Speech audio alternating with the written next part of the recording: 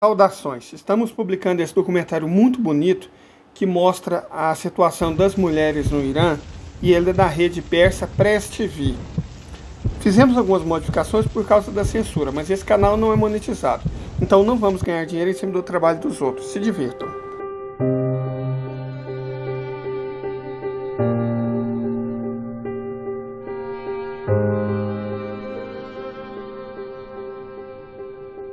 وقتی برای اون پدرم مشکل پیش اومد من اون موقع 12 سالم واقعا خیلی سخت بود. یه دفعه آدم از اوج عزت بخوره بیاد زمین، یعنی واقعا نمیتونستم ببینم که پدر من داره عزتش شکسته میشه.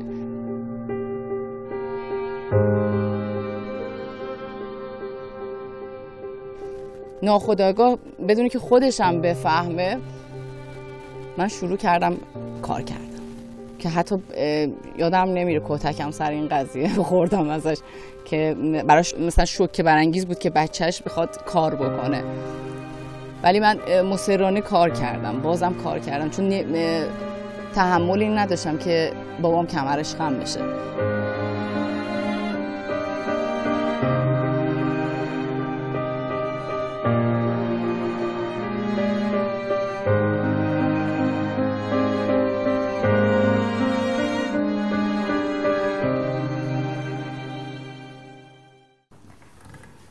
سلام. حال شما خوب هستین؟ حالتون خوبه؟ خوش اومدید. ممنونم. چه کارگاه خلوته. ساعت کاری تموم شد دیگه، بچه‌ها رفتن.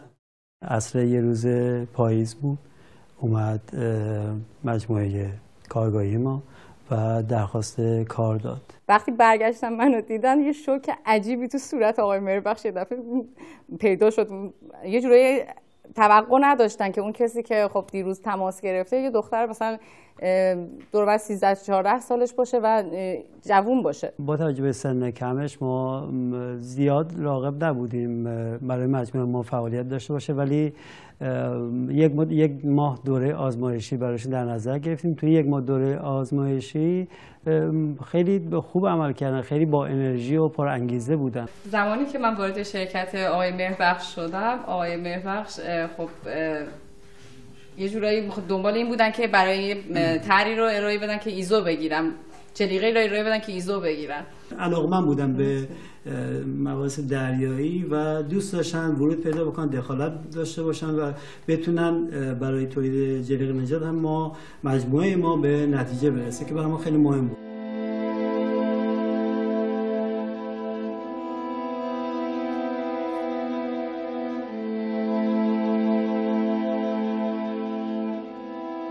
مثل همه خانم‌های دیگه هم درس می‌خوندم هم خیاطی. مجبور بودم که خب به خاطر مشکل بحرانی که برام به وجود اومده بود یه جورایی تلاشمو بیشتر بکنم، چون تو خانواده من بچه بزرگ بودم، مسئولیت سنگینم گردنم بود که همونجا یه جلیقه نجات طراحی کرده بودم. طراحی کردم که ایزو گرفت، 2-3 تا ایزو با هم گرفت. خانم سالاری هم تو این مسیر خیلی به ما کمک دادن، خیلی همراهی داشتن با ما و در نهایت موفق شدیم که کالایی رو تولید کنیم تحت کلاس باشه و استاندارد تولید رو داشته باشه. در نهایت سازمان بنادر اپروو به ما، شما اپروو به ما داده و همچنان در حال تولید هست. همش برمیگرده به همون روحیه ابتدای کارش که خیلی سخت‌کوش بوده.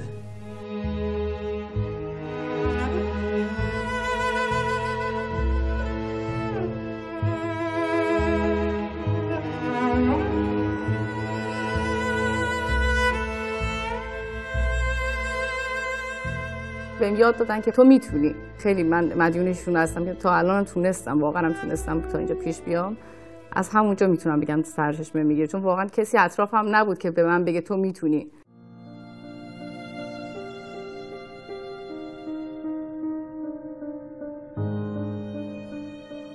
وارد شرکت دیگه شدم، خودشون اومدن دنبالم بردن توی شرکتی که کارهای آموزشی انجام میداد، یعنی آموزش‌های دریانوردی رو انجام میداد. شدم مسئول آموزش اون شرکت.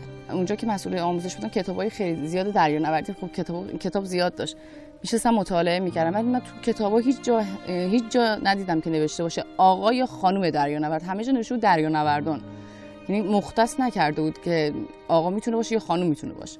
همینو من گرفتم شروع کردم. گفتم شما یه جا از کتاباتون بیارین که نوشته باشه آقای دریانورد. گفتم تا حالا کسی شده بیاد دریانورد بشه؟ گفت نه دختر، کسی تا حالا نیومده. چرا حالا این زده به سرت؟ گفتم نمیدونم. یک دفعه برام سوال پیش اومد که خانوم هم داشتین اصلا دریانورد بشه؟ گفت اصلا قبول نمیکنن.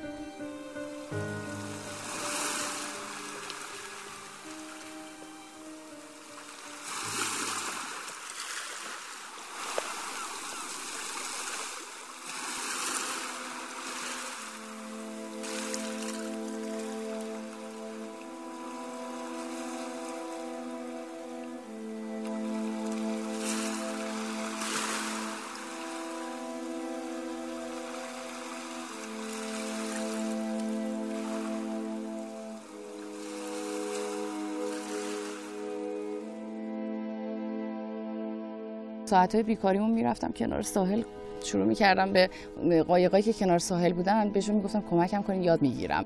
روز امتحان اینا فکرشو نمی‌کردن که من تو این مدتی که تایمای بیکاریمون بلند میشم میرم کنار ساحل دارم یاد میگیرم از همه کسایی که اون کنار ساحل دارن، حتی از موتورش.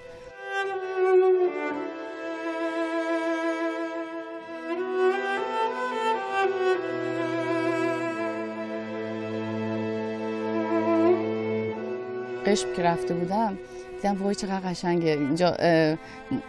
مثلا قایقایی هستن که مسافر میبرن. بعد بهشون گفتم که شماها کارتتون چیه، یعنی مدرکتون چیه. همه کارتی رو در آورده بودن که منم دقیقاً همون کارت رو داشتم، یعنی همون دوره‌ای که من گذرونده بودم اینا همون دوره رو گذروندن ولی میتونستم پسنجری ببرم.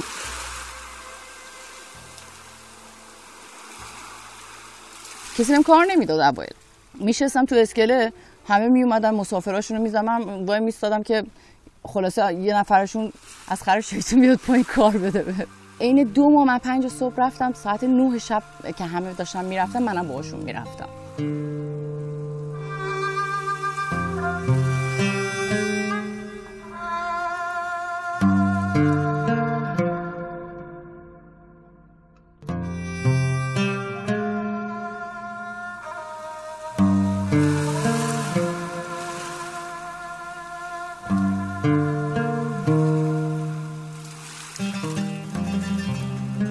بعد از 2 ماه موقعی ظهر بود دیدم یه آقای 34 قد بلندی به این جمع اینا اضافه شد، جمع کل ناخدا اضافه شد، یه قایق دیگه هم اضافه شد. تو شناور نشسته بودیم، البته آوازش شنیده بودیم که یه خانم اومده ناخدا اتوبوس پشت فرمون اتوبوس میشینه. خود اداره بندر گفت ما یه چیز ما میخوام بدیم، یه چیز داره اینو میخوان تحویلت بدیم، واقعا کارت ناخدایی همه چیز داره ناخداش کنیم.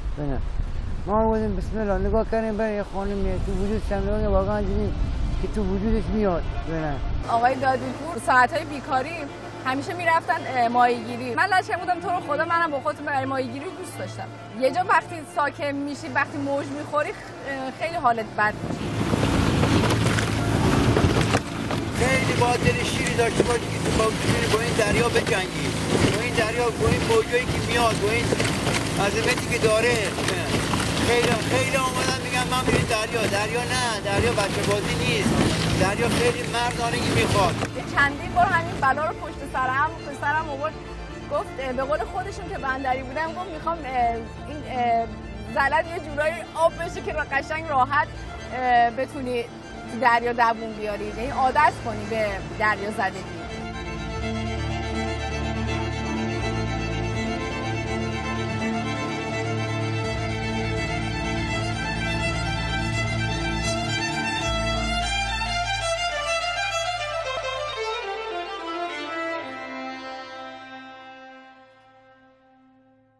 کار هر کس نیست که بخواد این کارا رو انجام بده، بخواد این حکومت این دریا رو، این شناور دریا رو به دست بگیره. پا تو شناور من گذاشتن، همون روز اول گفتم بسم الله تو که ناخدا برو بشین پشت فرمون. اصلا باورش نمیشه که وقتی من میگم برو بشین پشت فرمون، گفتم من که تو حالا ننشستم، گفتم بشین یاد میگیری، دیگه تو نمیده برای یاد گرفتن. شما فکر کنید 25 نفر مسافر پشت سرم نشستن و من نشستم و دارم حرکت میکنم، ولی آقای دادیپور که همون خب صاحب شناور بودن به من یه حرفی زدن، گفت ازت یه چیز میخوام، شاید خیلی اتفاقا بیفته، اصلا نمیخوام چیزی یادت بمونه، من پشتت وای میسم، ولی برو ناخدای لایقش رو برگرد. سلام و عرض میکنم خدمت تمام دوستان و مسافرین عزیز. کاپیتان سالاریه هستم. امیدوارم که سفر خوب و خوشی در کنار همدیگه داشته باشیم. با تشکر. از وقتی این فرمون شناور رو به دست گرفت، منم از کنارش میکنم حواسم بود که مثلا یه موقع مشکلی خاصی پیش نیاد. دیدیم طوری شد که واقعا همجور نم کم همه چی علاوه موتور، علاوه فرمون، علاوه رانندگی، علاوه حرکتش، علاوه جنبه‌های به خصوصش یادش دادیم. ماشاءالله استعدادش هم داشت، به طور استعدادی که واقعا تونست این فرمون اتوبوس رو بگیره. خیلی هم با این بود مسافر که دیگه تا حدی رسید که خانم سالیه اصلا خودش از زمانی که گفتم خانم سالیه امروز با خودت با مسافر بری، من دیگه نیستم فعلا.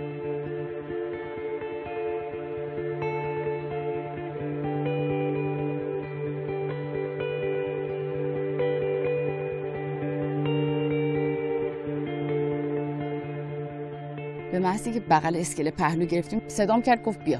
رفتیم تو کیوسک دریابانی، گفت کارسوز بیار.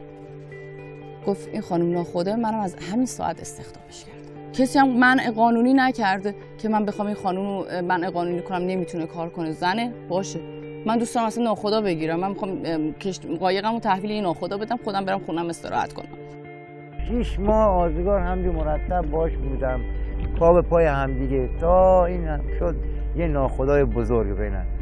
یعنی این قدم شهامت، این علاقه‌ای که تو وجودش بود باعث چی این رسیدن این ناخدای بهش شد.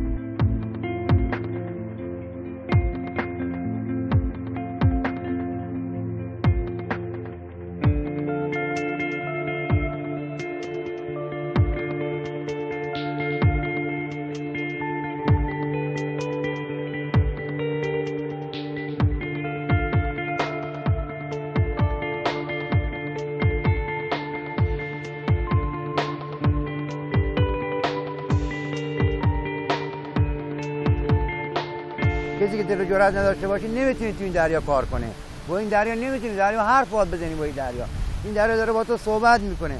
اگه 1 ساعت تو دریا باشی گوش بدی، دریا خیلی حرفا با تو میزنه، خیلی چیزا بهت میگه. ببین کار هر کس نیست که بخواد این کارا رو انجام بده، بخواد این حکومت این دریا رو، این شناور دریا رو به دست بگیره. امواجی که دریا داره، اینقدر دریا اومده، اینقدر دریا آدمو کشته، اینقدر دریا آدمو خورده هستن که هنوز جسداشون هم پیدا نشده. خیلی ها رفتن و بر نگشتن تو این دریا. یکی از این روزا که طبق روال همیشه داشتیم کار میکردیم، وقتی رسیدیم از بندر عباس رفتیم قشم، پورت کلوس شدیم. یعنی دیگه به اون گفتن که حق مسافر سوار کردن نداریم به خاطر خرابی دریا. یه خانومی همراه با همسرشون و مادرشون وارد اسکله شدن و شروع کرده بودن به التماس کردن که آقا تو خدا ما رو حتما ببرین تا بندر عباس. من به پورت وقتی اعلام کردم، پورت اجازه خروج نداد بهمون، گفتش که حق نداری سوار کنی. من واقعا اون لحظه نتونستم ببینم چشمای اون زن برای من واقعا یه جورایی پردرد بود، انگاری واقعا داشت زجر می‌کشید. گفتم من میبرم، حالا چه اجازه بدن چه اجازه ندن میبرم. دقیقاً یه 3 مایلی بود از خور که اومدیم بیرون، دیدم واقعا نمیشه حرکت کرد. آقاشون گریه می‌کرد، میگفت فقط زن منو نجات بدین تو رو خدا. گفتم آقا من دوره گذروندم، خب من بیشتر سعی کردم این دورای پزشکی رو اضافه بر سازمان بیمارستانم برم دوره ببینم. گفتم آقا من همه وسایلم هست بلدم، ولی تو این وضعیت واقعا چیکار میتونم بکنم؟ گفت فقط زنمو نجات بده. بچه‌م ایران، حالا بچه میاد ولی همسرمو نجات بدید. یه حدوداً 1 ساعت و 45 دقیقه ما واقعا زجر کشیدیم، یعنی واقعا موج خوردیم، نمیتونستیم حرکت کنیم. مثلا یه جوری شده بود که نیم گاز میرفتیم ولی نمیتونستیم حرکت کنیم. همه فکر کردن که ما مردیم. یعنی سمت بندر عباس، خب پورت این بر اعلام کرده بود به پورت اون بر که واحد شماره 73 حرکت کرده و مسافر داره. خب اونورم 1 ساعت و 45 دقیقه ایستادن، دیدن هیچ خبری نبود. بعد از 1 ساعت بچه رو من به دنیا، وقتی که تونستم به اون خانم کمک کنم بچه به دنیا بیاد، رسیدم به نزدیکی‌های بندر که رسیدم به پورت اعلام کردم که اجازه ورود میخوام. کسی باورش نمیشد که واقعا اتوبوس شماره 73 همراه یه مسافر اضافه تر وارد بندر بشه که من اعلام کردم یه آمبولانس خبر بدید که بیان رو اسکله و مسافرمون باردار بودن و بچه‌شون به دنیا اومده.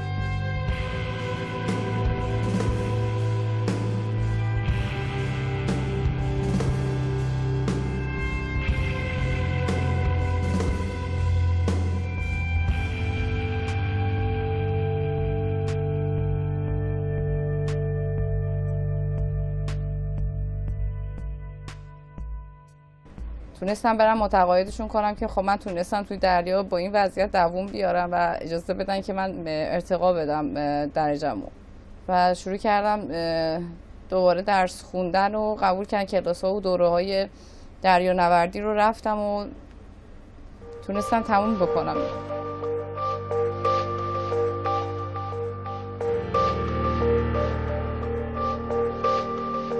وقتی که وارد این سیستم میخوای بشی اول باید کارهای پزشکی رو انجام بدی. باید پزشکی معتمد سازمان تاییدت بکنه حالا طبق آزمایش‌هایی که میگیرن. بعد دوره 4 گانه میشه که حتما باید یکی از شرایط ورود به حالا کارهای دیگه مثلا سمت‌های بالاتر باید دوره 4 گانه رو بگذرونی که بقا در دریا میشه، ایمنی میشه و فایر فاتیگ یا همون اطفاء حریق میشه و مدیکال ادوانس که همون کمک‌های پزشکیمون میشه. بعد از این حالا انتخاب میکنی که اگه میخوای عرشه بری باید ملوانی بری نامحدود و یه مدتی رو سی تایم پر کنی تا بتونی حالا بیای سمت‌های بالاتر و موتورم که حالا کارهای خاص خودش رو داره.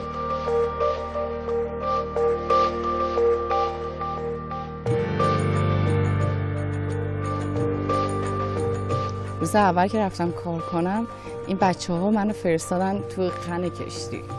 قسمت پایین کشتی فضایی هست به اسم خن کشتی که روغنای سوخته و به درد نخور جمع میشه تو اون فضا. قانونم پمپ داشتن. من نمیدونستم که این کشتی‌ها پمپ تخلیه دارن.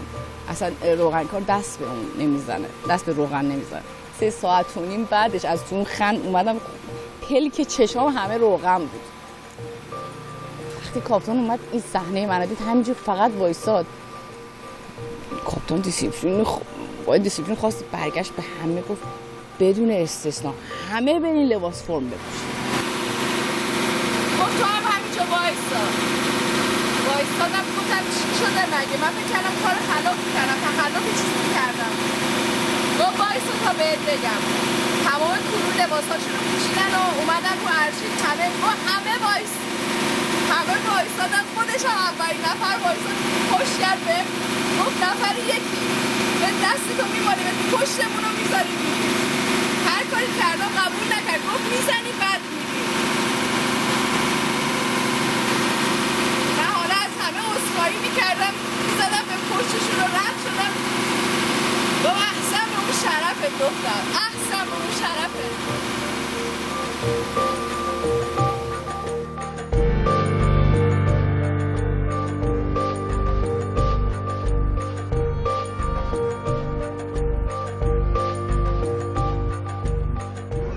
من از دریا زندگی کردن آموختم.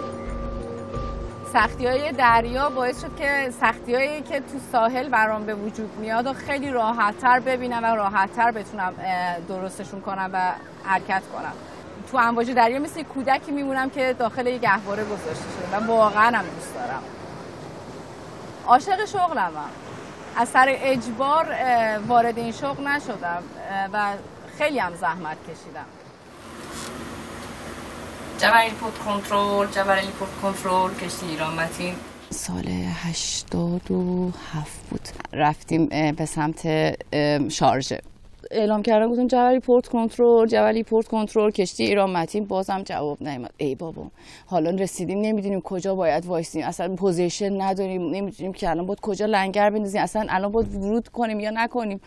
شاید بالای 50 بار من صدا کردم، کشتی‌های مجاور رو صدا می‌کردن، کشتی مجاور جواب منو میدادن. خدای پس چرا پورت جواب منو نمیده؟ جبل ایرپورت کنترل کشتی ایران متین. اصلا واقعا دریای بدی بود. هیچ وقت یادم نمیره. بچه‌هامون خیلی موج خوردن تو این 4 روز.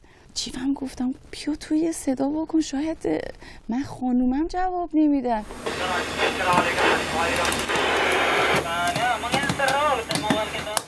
یه لحظه من واقعا موندم که داره جواب میده. گفت کشتی ایران متین. گفت بله. گفتم ای وای اینا به خاطر اینکه من خانوم بودم این 10 روز جواب ندادن. و واقعا هم همینطور بود. تو هر کشوری که میخوای وارد بشی یه پایلوت بهت میدن، یه کسی که خب به عنوان فرماندهی ویژه به اون منطقه تمام اون منطقه رو کاملا بلده. به چیفم برگشت گفتش که مدارکو بده. بعد چیفم گفت من کاپیتان نیستم، کاپیتان میسیس سالاریه، از ایشون اجازه باید بگیرم. من خودم چیفم. باورش نمیشه، این واقعا غیر قابل هضم بود که یه دختر خیلی کوچولو داشت میدید که روی کشتی بزرگی داره فعالیت میکنه، اصلا نمیتونست هضم کنه.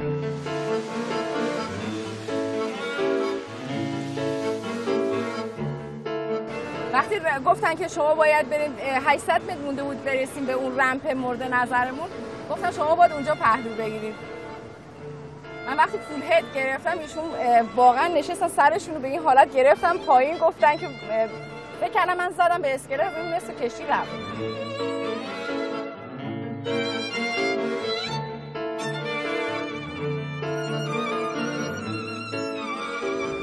بلند شد اینجوری از جاش اینجوری بلند شد نگاه کرد بالا رو که ببینه خوردی میان. برگشت گفت آفرین کشتی به این بزرگی و کاپیتان به این کوچیکی بره. باورش نمیشد. اینقدر دوره کشتی شلوغ شده بود واقعا نمیتونستیم بارگیری کنیم.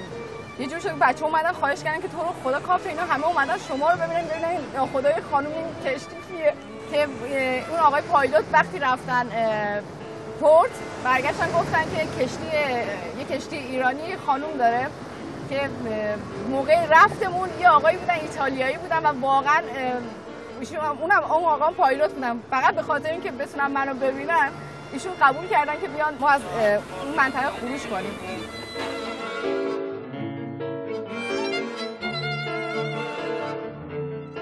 ما نفتکس داریم که اطلاعات روزانه آب و هوایی رو به اون میده و همیشه این برام آزاردهنده بود که خیلی راحت می‌نویسن خلیج عربی و من سر این قضیه خیلی وقتام شده بحث کردم و یعنی به حدی که بعد نزدیک بود برام مشکلم به وجود بیاد. برام همیشه آزاردهنده بوده، حتی نوشتهش منو آزار میده. من هیچ وقت نمیتونم اینو هضم کنم که چیزی که همیشه خلیج فارس بوده بخواد الان بشه خلیج عربی.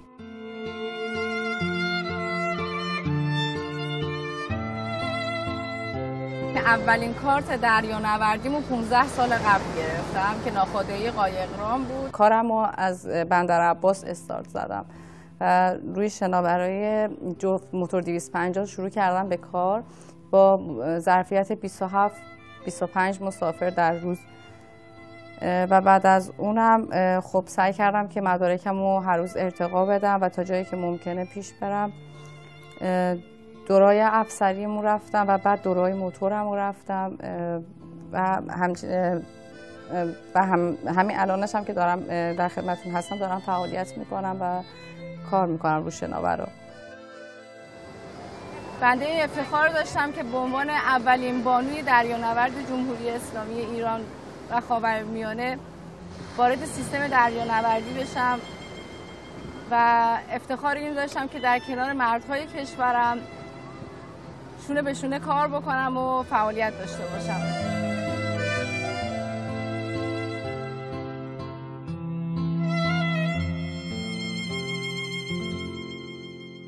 دوست ندارم بگم دوست دارم به فلان درجه برسم یا فلان درجه رو دارم. من یک دریانوردم.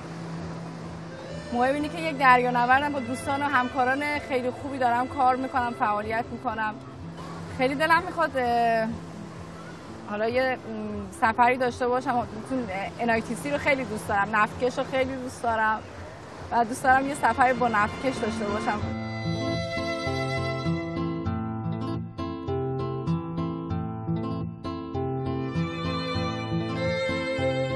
به عنوان یک زن به این باور رسیدم که میشه خیلی کارا رو انجام داد، حتی کارهای سختی که واقعا توی ذهن هر کسی شاید نشد باشه، شاید نشه انجام داد، ولی اگر بخوان بانوان کشور من انقدر، چون من تونستم، مطمئنا از من قدرتمندترم هستن که بتونن بالاتر از اینی که هست برن. به نظر من یه بانوی ایرانی اگر بخواد واقعا میتونه.